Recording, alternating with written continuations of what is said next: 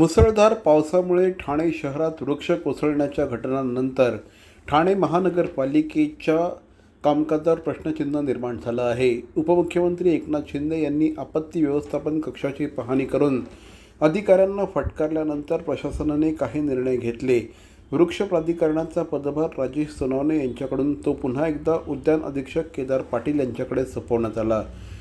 तसंच आपत्ती व्यवस्थापन विभागाचे अधिकारी यासीन तडवी यांना 8 दिवसांची समज देण्यात आली असून त्यानंतर त्यांच्या कामाचा आढावा घेतला जाणार आहे. दरम्यान राजेश सोनवणे यांच्याकडे पदभार असला तरी प्रत्यक्ष कामकाज केदार पाटीलच पाहत असल्याची चर्चा आहे.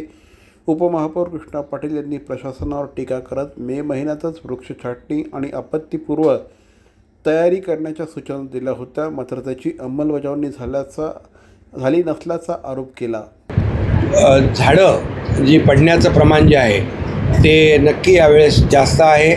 हवेचा दाब जास्त असल्यामुळे या ठिकाणी झाडांचं पडण्याचं प्रमाण नक्की वाढलेलं आहे. परंतु मी आयुक्तांना आता सांगितलेलं आहे की तातडीने जी झाडं पडलेली आहेत ती झाडं ट्रिमिंग कधी केलं आणि फांद्या कधी तोडल्या या बाबतीत देखील आढावा घेण्याच्या मी सूचना दिलेल्या आहेत.